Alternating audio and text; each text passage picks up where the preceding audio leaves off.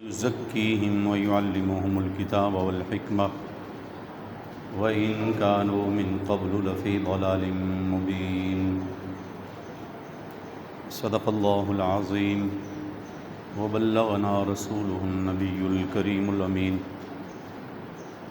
إن الله وملائكته يصلون على النبي يا أيها الذين آمنوا صلوا عليه وسلموا تسليما اللهم صل على سيدنا ومولانا محمد وعلى آل سيدنا ومولانا محمد وأصحاب سيدنا ومولانا محمد وبارك وسلم وصل عليه الصلاة والسلام عليك يا رسول الله وعلى آلك وأصحابك يا حبيب الله۔ سب تعریفیں اللہ جل شانہ کے لیے، بے حساب درود و سلام رسول پاک صاحب لولاک صلی اللہ علیہ وسلم کے لیے، انبیاء علیہ السلام اور حضور کی آل و اصحاب کے لیے۔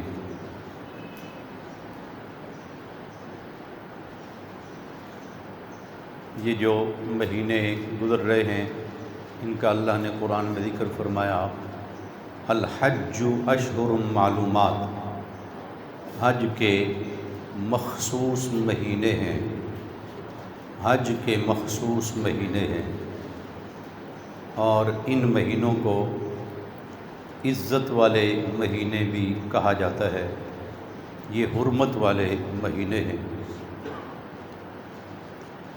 اور ان مہینوں کا احادیث طیبہ کی روشنی میں ایک مقام ہے، خصوصیات ہیں، انشاءاللہ گاہے گاہے بیان ہوتی رہیں گی۔ اس ماہ مبارکہ کے پہلے عشرہ میں علماء احناف کے دو بڑے عظیم نام، ایک حضرت امام اعظم ابو حنیفہ کے شاگرد حضرت امام محمد رحمۃ اللہ تعالی علیہ، اور پھر ان کے بعد ایک اور بڑے فقیہ حنفی امام حضرت امام طحاوی رحمۃ اللہ تعالی علیہ، ان دو ہستیوں کا اس ماہ مبارکہ کے پہلے عشرہ میں وصال با کمال ہے۔ تو ان عظیم المرتبت شخصیات کی بارگاہ میں کچھ ہدیہ عقیدت پیش کرنے کا خیال ہے۔ اللہ کریم ہمیں اہل علم کے ساتھ نسبت رکھنے کی توفیق عطا فرمائے۔ علم والے لوگ قدرت کا بہت بڑا انعام ہے، لوگ سمجھیں نہ سمجھیں، علم والے لوگ اس دھرتی کا زیور ہے، اس دھرتی کا حسن ہے۔ شمع جلتی ہے تو روشنی ملتی ہے، اسی طرح کوئی علم کی تلاش میں پگھلتا ہے تو زمانہ نور و نور ہوتا ہے۔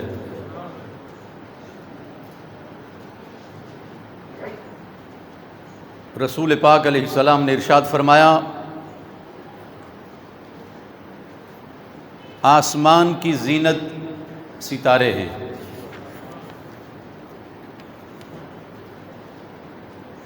رسول پاک علیہ السلام کا فرمان ہے، ان مثل العلماء فی الارض کمثل النجوم، علماء زمین پر اس طرح ہیں جس طرح آسمان پر ستارے ہیں۔ علماء زمین پر اس طرح ہیں جس طرح آسمان پر ستارے ہیں۔ جس طرح ستاروں کے ساتھ انسان ہدایت حاصل کرتا ہے، رہنمائی حاصل کرتا ہے، اسی طرح علماء کے ساتھ انسان اس دنیا میں رہنمائی حاصل کرتا ہے، علماء کے ساتھ رہنمائی ملتی ہے۔ اس لیے بڑے قیمتی اور بڑے معزز وہ لوگ ہیں جنہوں نے اپنے آپ کو دین کے لیے وقف کیا ہوا ہے، جنہوں نے خود کو دین متین کی خدمت کے لیے وقف کر دیا، بڑے محترم لوگ ہیں۔ اسی لیے رسول پاک علیہ السلام نے فرمایا علماء نبیوں کے وارث ہوتے ہیں، علماء انبیاء کے وارث ہوتے ہیں۔ حضرت امام محمد رحمۃ اللہ تعالی علیہ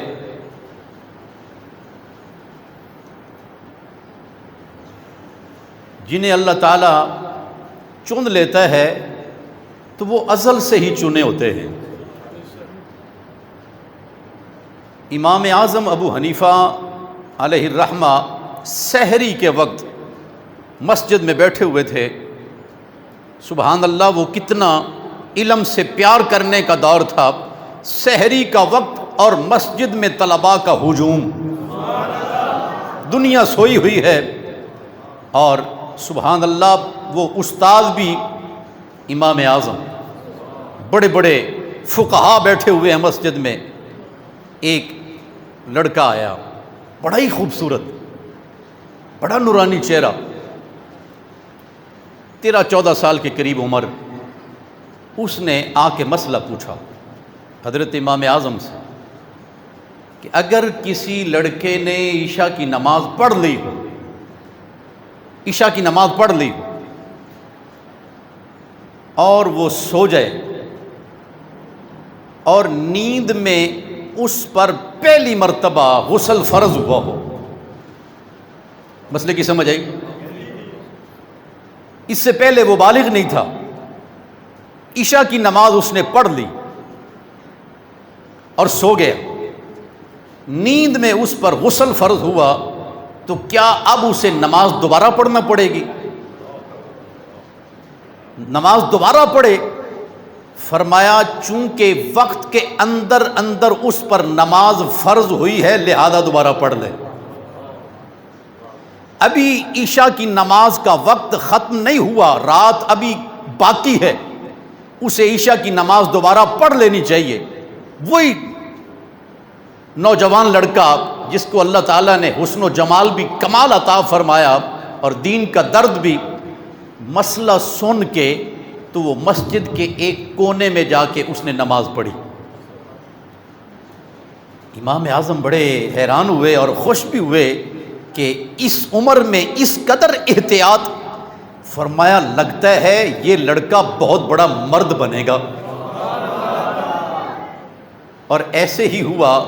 وہی جو نو عمر سا لڑکا آیا، ایک وقت آیا کہ پھر امام شافعی بھی اس سے پڑھ رہے تھے، وہ حضرت امام محمد ہے رحمۃ اللہ تعالی۔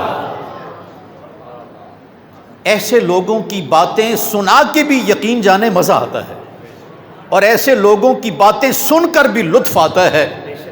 دین سے پیار اس طرح کرنا چاہیے، یوں دین سے محبت کی جاتی ہے۔ حضرت امام محمد رحمۃ اللہ تعالی علیہ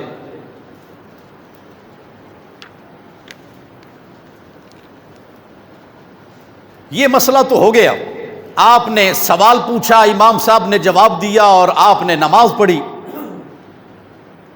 اور یوں کر کے امام اعظم رحمۃ اللہ علیہ کی درسگاہ میں آپ کا آنا جانا ایک رابطہ بن گیا۔ علماء بیٹھے ہوئے تھے، امام اعظم پڑھا رہے،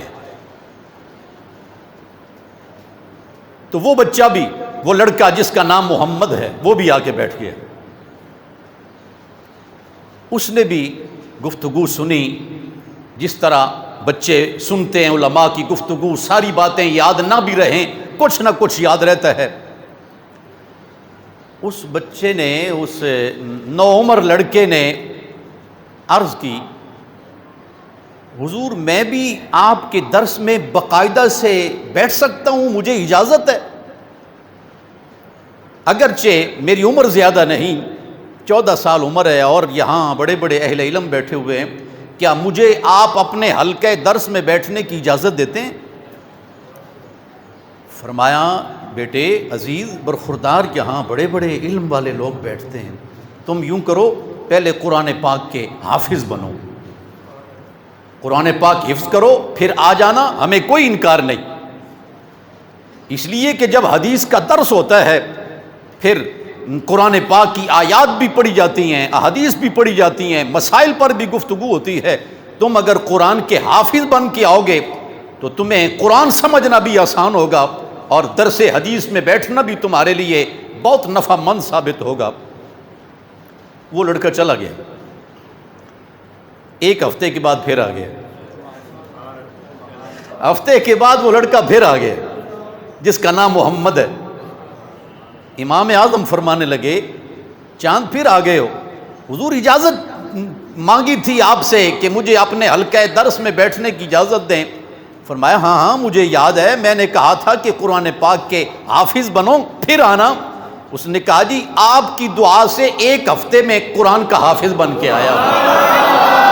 یہ شان ہے خدمت گاروں کی، یہ شان ہے خدمت گاروں کی، سردار کا عالم کیا ہوگا، چاہیں تو اشاروں سے اپنے کایا ہی پلٹ دیں عالم کی، یہ شان ہے خدمت گاروں کی، سردار کا عالم کیا ہوگا۔ اندازہ کریں امام اعظم کے پاس بیٹھنے والے اس پائے کے لوگ ہیں کہ وہ 14 سال کا لڑکا آیا اور فرمایا جاؤ چلے جاؤ قرآن کے حافظ بن کے آؤ، 8 دن کے بعد پھر آ گیا وہ۔ تو پھر امام اعظم رحمت اللہ علیہ کی نظر نے اس بچے کو کیا سے کیا بنایا اور کہاں سے کہاں تک پہنچایا۔ پھر وہ وقت بھی آیا کہ امام شافعی بھی امام محمد سے پڑھنے کے لیے آئے، اور سبحان اللہ لطف کی بات یاد آئی، حضرت امام محمد رحمت اللہ تعالی علیہ کے پاس پڑھنے آئے حضرت امام شافعی، اور امام شافعی کا بھی مقام میں نے آپ کو سنایا کہ مکہ سے مدینہ طیبہ چلے، 8 دن میں پہنچے اور 8 دن میں 16 مرتبہ پورا قرآن پڑھا، ایک قرآن دن میں اور ایک رات میں۔ میں تو کہتا ہوں ان لوگوں کا ذکر سنے تو گناہ جھڑتے ہیں، ان کا ذکر سنے تو گناہ جھڑتے ہیں اور دل پاک ہوتا ہے۔ یہ کتنے پاک لوگ تھے۔ اللہ اللہ، رات کا وقت امام شافعی رحمت اللہ تعالی علیہ ساری رات نفل پڑھتے رہے، ساری رات گزر گئی، امام شافعی نفل پڑھ رہے ہیں اور طویل قرات کر رہے ہیں، لمبی لمبی رکعتیں پڑھ رہے ہیں، اور خیال گزرتا ہے کہ ابھی استاد صاحب بھی جاگیں گے، حضرت امام محمد میرے استاد گرامی قدر وہ بھی اٹھیں گے، وہ بھی بیدار ہوں گے۔ منتظر ہے امام شافعی، لوٹا بھی رکھا ہوا ہے، جائے نماز بھی، استاد جاگے میں وضو بھی کرواؤں اور جائے نماز بھی پیش کروں، وہ نماز پڑھیں اٹھ کر، سحری کی نماز، تہجد کی نماز پڑھیں، لیکن امام محمد لیٹے ہیں، لیٹے ہی رہے۔ اور اس وقت امام شافعی کی حیرت انتہا کو پہنچی، اذان بھی ہو گئی، مسجد سے تکبیر کی آواز آنا شروع ہو گئی، اللہ اکبر اللہ اکبر اللہ اکبر اللہ اکبر، آواز پہنچی، امام محمد اٹھے،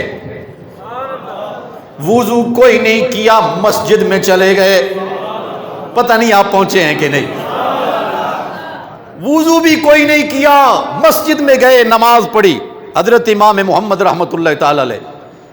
امام شافعی کو بڑی حیرت کہ چلو رات جاگنا، نفل پڑھنا نہ فرض ہے نہ واجب ہے، لیکن با وضو نماز پڑھنا تو فرض ہے۔ بولے نہیں، تقاضے ہوتے ہیں، ادب آداب کے، بزرگوں کا احترام ہوتا ہے۔ ایسے نہیں کہ میں نے ساری رات نفل پڑھے، آپ نے کوئی نفل نہیں پڑھا، اپنا تقوی نہیں جھاڑنا چاہیے کہ میں بہت بڑا ہوں۔ بیٹھے، حضرت مجھے انتظار تھا آپ جاگیں گے اور مجھے وضو کے لیے فرمائیں گے، میں پانی پیش کروں گا۔ آپ ساری رات آرام فرما رہے، کوئی اس میں جرم بھی کوئی نہیں، آپ نے آرام کیا ٹھیک ہے، لیکن جس بات کی مجھے سمجھ نہیں آئی اور مجھے بڑی حیرت ہوئی، وضو کے بغیر آپ نے فجر کی نماز کیسے پڑھی؟ فرمایا بیٹے شافی، تم نے ساری رات نفل پڑھے ہیں، میں نے ساری رات قرآن کی سیر کی ہے۔ پھر پیار سے ذرا فرمایا تم نفلوں میں گم رہے ہو، میں قرآن میں گم رہا ہوں۔ میں نے ساری رات میں قرآن سے 10 20 100 50 نہیں، اللہ کے فضل سے 1000 مسائل نکالے ہیں قرآن سے۔ اور تمہیں حیرت ہوئی کہ میں نے وضو نہیں کیا اور جا کے مسجد میں جماعت میں شامل ہو گیا ہوں۔ اللہ کے فضل سے با وضو لیٹا ہوں، ساری رات وضو سے رہا ہوں، ساری رات وضو سے رہا ہوں، صبح اٹھا ہوں با وضو تھا اور جا کے میں نے رب تعالیٰ کی بارگاہ میں سجدہ ریزی کی ہے۔ اللہ اکبر، یہی وہ لوگ ہیں، ضروری نہیں کہ یہ کھڑے ہوں تو عبادت کر رہے ہیں، یہ بیٹھے ہوں تو عبادت کر رہے ہیں، یہ اتنے کامل اور اتنے پاک لوگ ہوتے ہیں، یہ بستروں پر بھی ہوں تو رب کی عبادت کر رہے ہوتے ہیں۔ اللہ تعالیٰ نے قرآن پاک میں ارشاد فرمایا ان فی خلق السماوات والارض، بے شک آسمانوں اور زمین کے بنانے میں، تخلیق فرمانے میں، واختلاف اللیل والنہار، دن اور رات کے بدلنے میں، دن اور رات کے بدلنے میں، لآیات لأولی الالباب،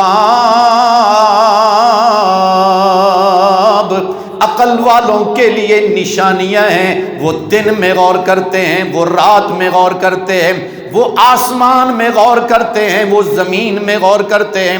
فرمایا الذین یذکرون اللہ قیاما وقعودا، وہ کھڑے ہو کر بھی ذکر کرتے ہیں، وہ بیٹھے ہوئے بھی ذکر کرتے ہیں، وعلی جنوبہم، وہ کروٹ پر بھی ہوں تو رب کا ذکر کرتے ہیں، وعلی جنوبہم، وہ کروٹوں پر بھی رب کا ذکر کرتے ہیں، اور صرف ذکر ہی نہیں کرتے، وَيَتَفَكَّرُونَ، وہ فکر بھی کرتے ہیں، وہ ذکر بھی کرتے ہیں، وہ غور اور فکر بھی کرتے ہیں۔ اور مجھے کہنے دیجئے، قرآن پاک کی آیتیں اگرچہ صدیوں پہلے اتری مگر امام محمد کی سیرت کا نقشہ پیش کر دیا۔ یار جب مصطفیٰ کریم کے کہہ لیں 1 صدی بعد میں آنے والا، 100 سال بعد میں آنے والا عالم اس شان کا ہے کہ وہ بستر پر بھی ہو تو رب کا ذکر کر رہا ہے، تو سبحان اللہ، پھر جنہوں نے مصطفیٰ کے پیچھے نمازیں پڑھی ہیں ان کے غور و فکر کا عالم کیا ہوگا۔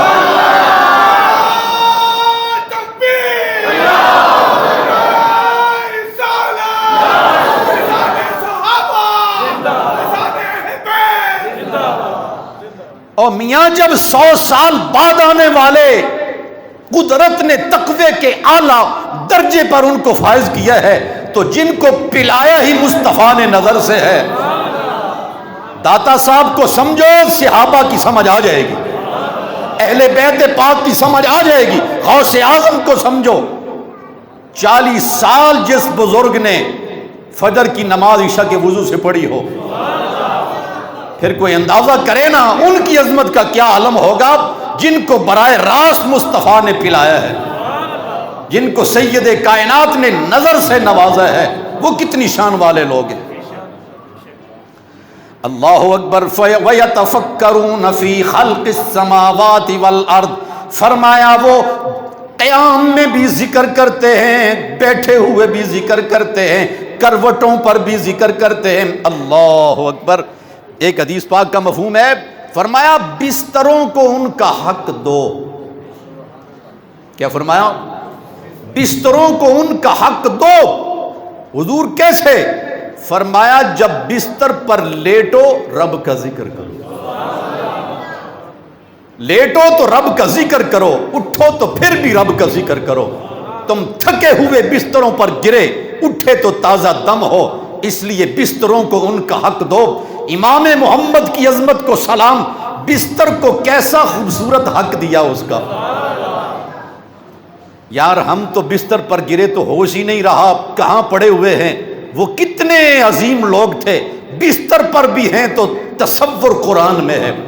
اور اللہ اکبر، ایک حدیث پاک آپ نے اس سے پہلے بھی سنی، رسول پاک علیہ السلام نے فرمایا ایک بندہ رات کا وقت ہے، وہ بستر پر لیٹتا ہے، آسمان کی طرف اس کا چہرہ اٹھتا ہے، نظر آسمان پر جاتی ہے، سارا آسمان ستاروں سے بھرا ہوا ہے، جگمگ کر رہا ہے، ستارے ہی ستارے آسمان پر چمک رہے ہیں۔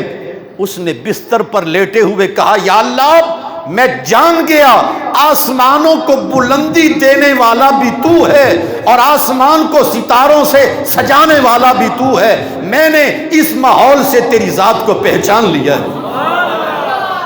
ادھر بندہ رب سے پیار کرتا ہے، ادھر رب بندے سے پیار کر رہا ہے۔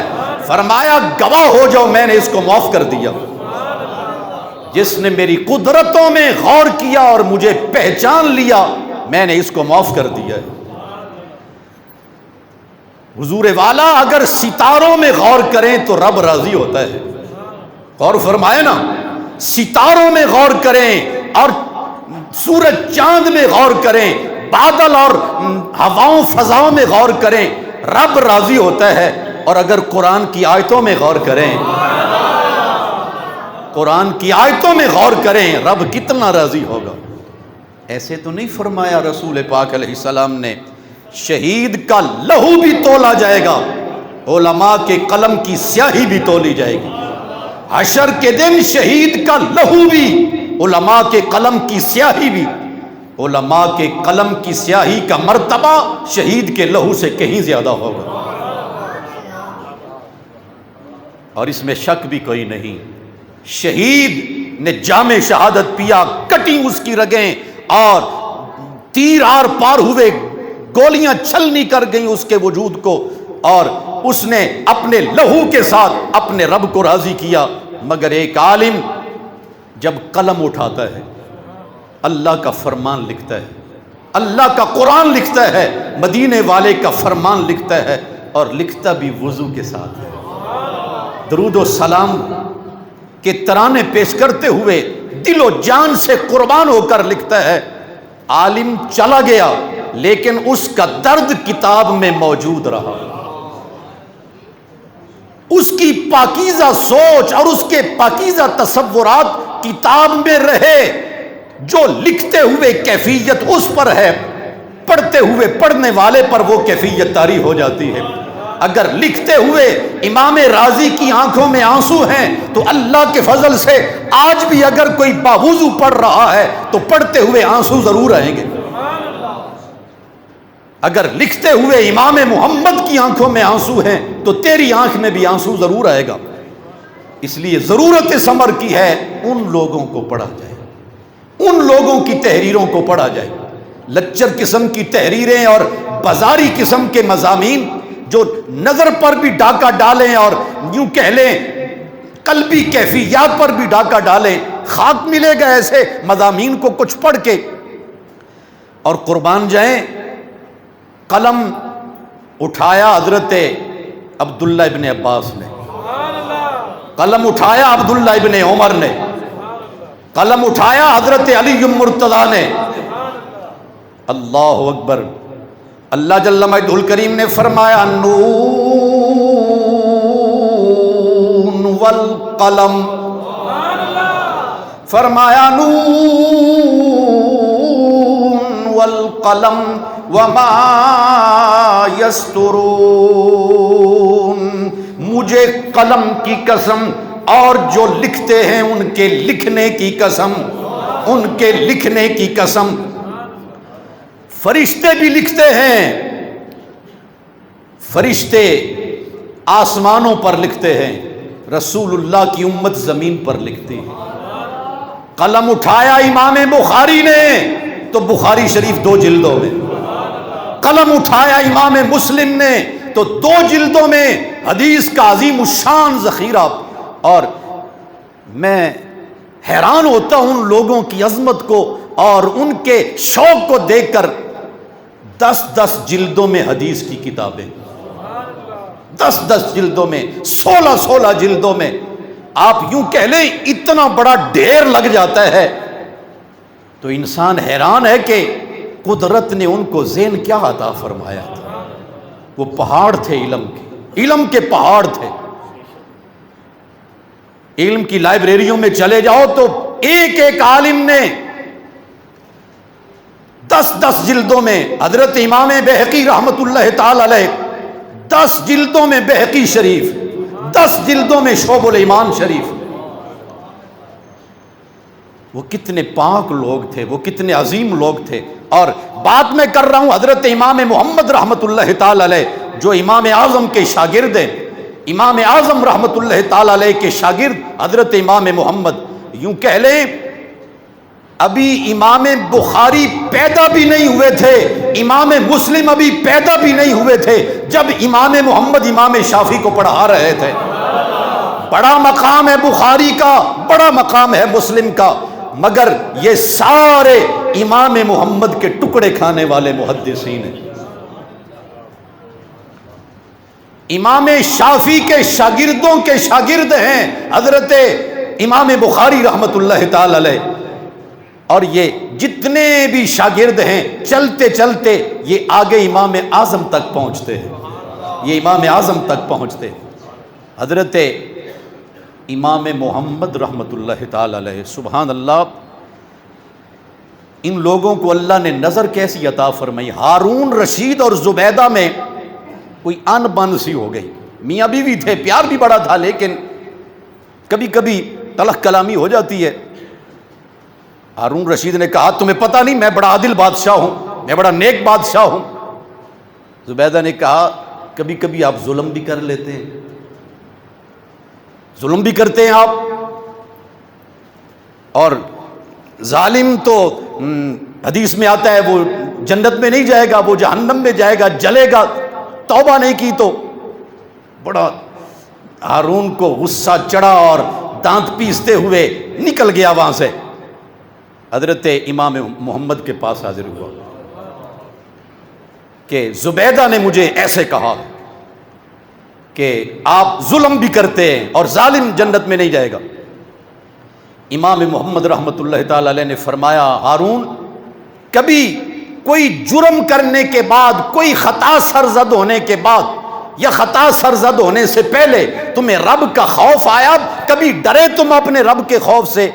حضور کوئی ایک مرتبہ، پتہ نہیں کتنی مرتبہ اس کے خوف نے میرا دل لرزا کے رکھ دیا اور میری آنکھوں سے آنسو یوں برسے جس طرح می برستا ہے۔ فرمایا تمہیں مبارک ہو، تم جنتی،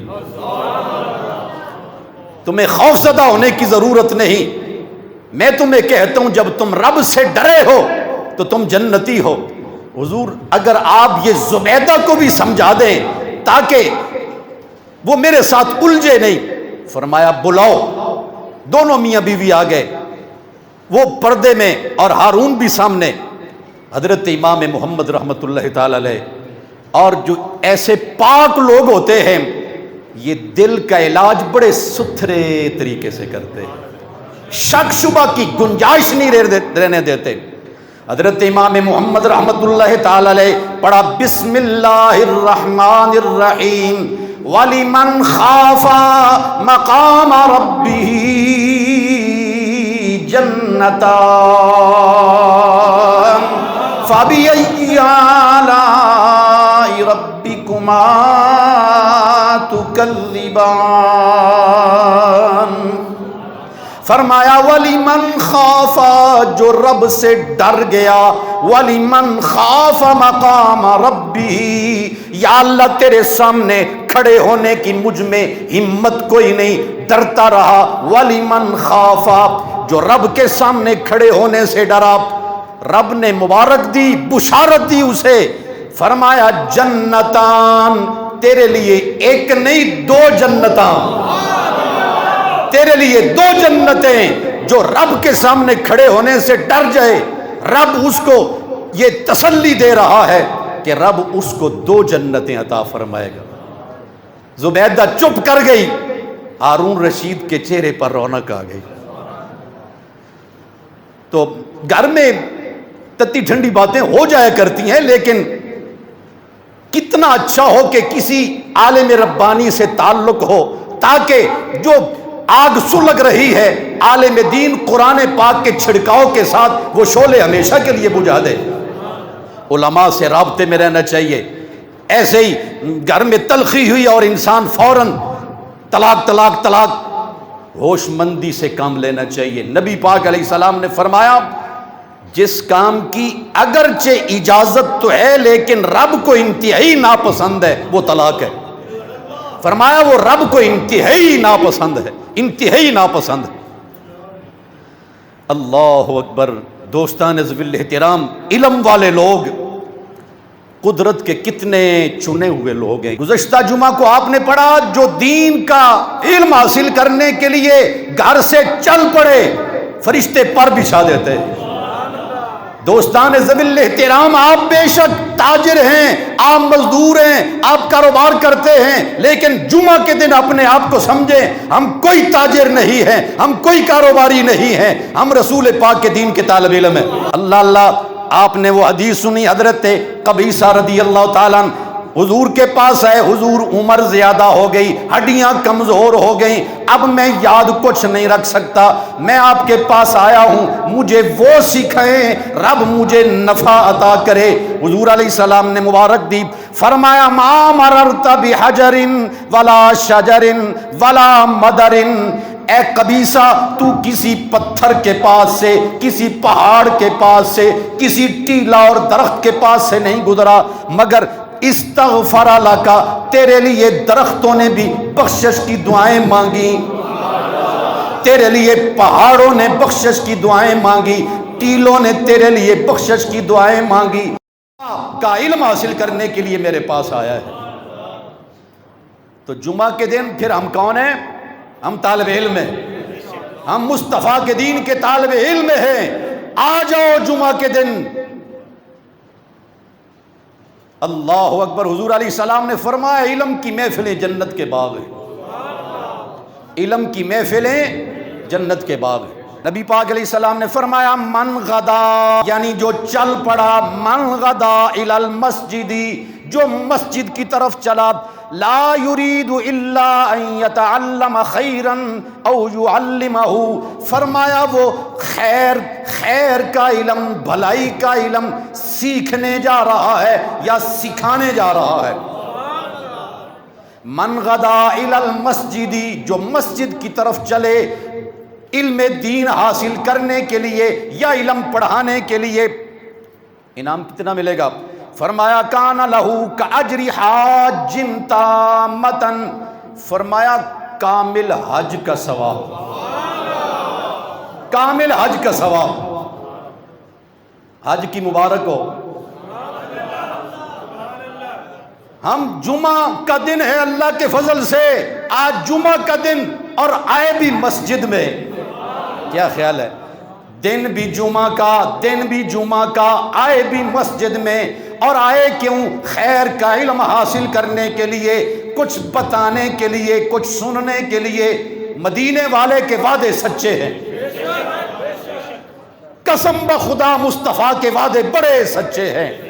جمعہ کے دن آؤ، صرف یہ نہیں کہ آخر وقت میں جب خطبہ بھی پڑھا جائے، نماز میں 2 رکعتیں پڑھی اور نکل گئے، جمعہ کے دن آؤ اور مصطفیٰ کا علم بھی حاصل کرو۔ پھر جلدی آنا چاہیے کہ نہیں؟ یار نماز کا ثواب مل ہی جائے گا، نماز کا ثواب مل ہی جائے گا، مگر حج کا ثواب اس کو ملے گا جس نے مصطفیٰ کی باتیں سنی، جس نے رحمت عالم کی باتیں سنی۔ اور آپ اندازہ کریں یہ جتنے عظیم لوگ ہیں، حضرت امام اعظم، حضرت امام قاضی ابو یوسف، امام محمد، عبداللہ ابن مبارک، امام مالک، امام شافعی، امام احمد بن حنبل، یہ کتنے عظیم المرتبت لوگ تھے، ہر روز مسجد میں آتے، ہر روز مسجد، صرف جمعہ کے دن نہیں، ہر روز مسجد میں آتے اور ہر روز قرآن کا درس دیتے، ہر روز قرآن کا درس دیتے۔ میں کہتا ہوں کسی نے 60 حج بھی کیے ہوں، 60 مرتبہ آنا جانا ہو، مگر عالم کے مقام کو نہیں پہنچے گا۔ عالم دین وہ ہے جسے اللہ ہر روز کامل حج کا ثواب عطا فرماتا ہے۔ کوئی یہ نہ سمجھے کہ شاید مولانا ہیں اور اپنی بات کر رہے ہیں، ہم نوکر ہیں علماء کے، کبھی اپنے بارے میں اس طرح کی کہہ لیں خوش فہمی میں مبتلا نہیں ہوئے کہ ہم بہت بڑے عالم ہیں۔ اللہ نوکروں میں لکھ لے تو اعزاز کی بات ہے، نوکروں میں لکھ لے تو اعزاز کی بات ہے۔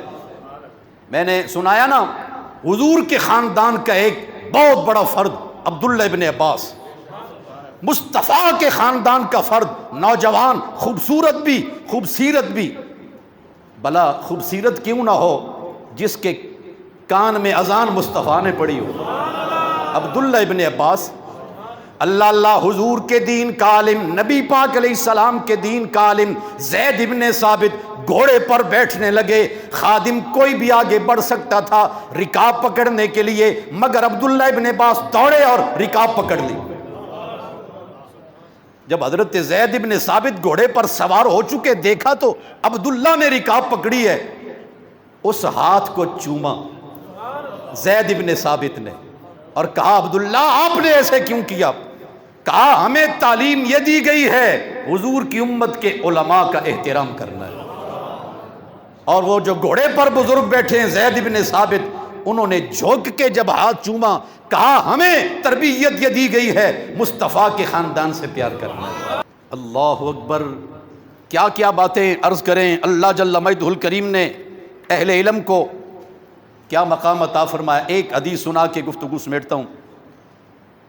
حضرت ابو ہریرہ رضی اللہ تعالیٰ عنہ مدینہ عالیہ کے بازار میں نکلے، مدینہ عالیہ کے بازار میں فرمایا یا اہل السوق، اے بازار والو تمہیں کس چیز نے روکا؟ مسجد میں حضور کی میراث تقسیم ہو رہی ہے، حضور کی میراث تقسیم ہو رہی ہے۔ لوگ دوڑے دوڑے گئے مسجد میں، فخرجوا سراعا، جلدی سے باہر نکلے، اندر کوئی چیز نظر نہیں آئی۔ ووقف ابو ہریرہ، ابو ہریرہ دروازے پر کھڑے ہیں۔ فقالوا یا ابا ہریرہ قد اتینا المسجد، ہم مسجد میں گئے، فدخلنا فیہ، مسجد میں داخل ہوئے، فلم نر فیہ شیئا یقسم، ہم نے کوئی چیز نہیں دیکھی جو تقسیم کی جا رہی ہو۔ آپ نے کہا میراث تقسیم ہو رہی ہے۔ فقال لهم ابو ہریرہ، ابو ہریرہ کہنے لگے وما رأیتم فی المسجد، تم نے مسجد میں کیا دیکھا؟ تم گئے ہو مسجد میں اور مجھے کہہ رہے ہو مال تو تقسیم ہی نہیں ہو رہا، مجھے یہ بتاؤ تم نے مسجد میں دیکھا کیا ہے؟ قالوا بل رأینا قوما یصلون، ہم نے دیکھا کچھ لوگ نماز پڑھ رہے ہیں، وقوما یقرؤون القرآن، کچھ لوگ قرآن پڑھ رہے ہیں، وقوما یتذاکرون الحلال والحرام، کچھ لوگ حلال اور حرام کے مسائل پڑھا رہے ہیں، پڑھ رہے ہیں۔ حضرت ابو ہریرہ فرمانے لگے فضا کا میراث محمد، وہی تو حضور کی میراث ہے، وہی تو حضور کی میراث ہے۔ اور آج ایک طبقہ کہتا ہے یہ مولوی کیا ہے، یہ پاگل لوگ ہیں، یہ بے وقوف لوگ ہیں، یہ پڑھے ہوئے نہیں ہیں، یہ ان پڑھ لوگ ہیں، یہ پرانے ذہن کے لوگ ہیں، ان کو کچھ بھی آتا جاتا نہیں، یہ آج کے دور میں چل نہیں سکتے۔ یہ پتہ قیامت کے دن چلے گا۔ تم نے حضور کی امت کے علماء کو تانا دیا، یہ قیامت کے دن پتہ چلے گا۔ اور تم کتنے پڑھے ہوئے ہو، تمہیں سورہ قل هو اللہ کوئی نہیں آتی، نیٹ پر موجود ہے، بڑے بڑے وزیر قل هو اللہ نہیں پڑھ سکے، قل اعوذ برب الناس نہیں پڑھ سکے، انا اعطیناک الکوثر نہیں پڑھ سکے، ایسے ایسے وزیر بسم اللہ نہیں پڑھ سکے، اور تانا علماء کو دیتے ہیں یہ مولوی کچھ پڑھے ہوئے نہیں ہیں۔ رسول پاک علیہ السلام نے فرمایا حشر کے دن مؤذن آئیں گے اور میرا بلال مؤذنوں کا سردار بن کے آئے گا۔ یہ اذان پڑھنے والوں کی شان ہے، حضرت بلال ان کے سردار ہوں گے، اور جو حضور کے علم کے وارث ہیں پھر وجدان یہ کہتا ہے ان کے سردار مدینے کے تاجدار ہوں گے۔ علماء کی قدر کرے۔ اور میں کہا کرتا ہوں اپنے بچوں میں سے کسی ایک بچے کو ذہن بنائیں، اللہ توفیق دے وہ بچہ حضور کے دین کا عالم بنے گا۔ انشاءاللہ کہ یہ سبق ہے۔ اللہ تعالیٰ نے اولاد دی ہے، بیٹا دیا ہے، حافظ بنائیں ٹھیک ہے، لیکن حافظ سے بھی بہت بڑا مقام ہے آپ کا بیٹا عالم دین ہو، عالم دین ہو، جو مصطفیٰ کریم علیہ السلام کے در پر آ جائے گا، پھر یہ مت سوچو کہ کھانا پینا کہاں سے آئے گا، مدینے سے آئے گا۔ ایک جلد میں موطا امام محمد نے لکھی، اور میں تحدیث نعمت کے طور پر کہہ رہا ہوں، میرے والد گرامی اور میرے استاد گرامی قدر نے امام محمد کی ایک کتاب کی شرح 3 جلدوں میں لکھی۔ لوگ سمجھتے جی بہت بڑا شہنشاہ ہونا چاہیے، گاڑیاں ہوں، محلات ہوں، اور جائیدادیں ہوں، زمینیں ہوں، اور بڑا ٹھاٹھویا ہو، وہ بہت بڑا آدمی ہے۔ یہ پتہ حشر کے دن چلے گا، جب اس کو جواب دینا پڑے گا اپنی کوٹھیوں کا، اپنی کاروں کا اور اپنی جاگیروں کا۔ اور ایک عالم جب جنت کی طرف جانے لگے گا، اس کو بڑے لوگ آوازیں دیں گے اور وہ کسی کو مایوس نہیں کرے گا۔ انشاءاللہ حضور کی امت کے علماء حشر کے دن ہمیں بھی ساتھ لے کے جائیں گے۔ اللہ ان اداروں کو سلامت رکھے، حضور کی امت کے علماء کو اللہ رب العزت سلامت رکھے۔ جزاک اللہ۔